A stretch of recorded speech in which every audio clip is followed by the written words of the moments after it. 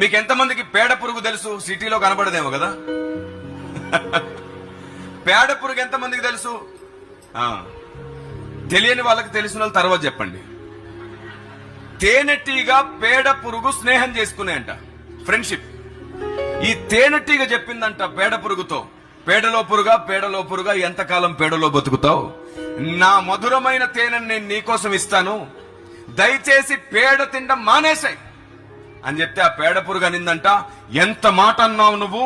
మా తాతలు ముత్తాతల తాతలు అందరం కూడా పేడలోనే ఉన్నాం మేము, మా పేడ వదిలేయమంటావా? మర్యాదగా ఉండదు నీకు.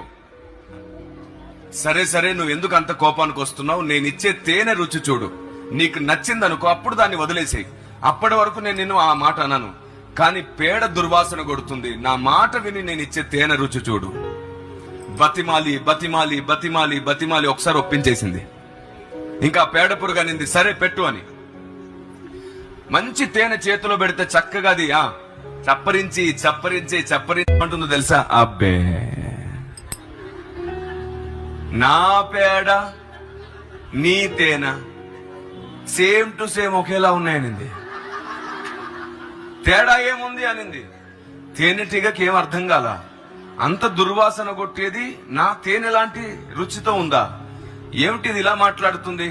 స్నేహితుడా, ఇంకొక వారం సమయం ఇవ్వు, ఈసారి ఇంకొంచెం మంచి తేనె తీసుకొస్తాను. మళ్ళీ వెళ్ళింది.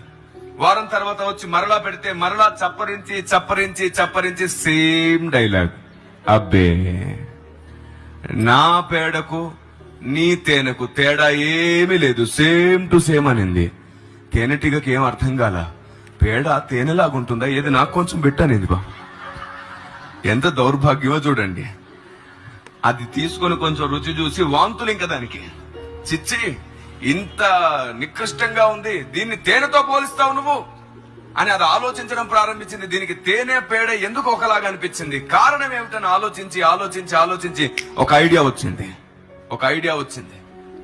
వెళ్ళిపోయి తేనెటీగతో చెప్పింది, నువ్వు నోరు ఒకసారి పెద్దగా తెరువు, సమస్య నీ నోట్లోనే ఉన్నట్టుంది. అది పెద్దగా నోరు తెరిస్తే తేనెటీగ తొంగి చూసిందండి, ఈ బుగ్గన ఇంత పేడుంది, నోట్లో ఒక సైడు ఇంత పేడుంది. ఇప్పుడు చెప్పండి, నోటి నిండా ఒక సైడు పేడ పెట్టుకుని ఎంత తేనె తింటే తేనె రుచి తెలుస్తుందా?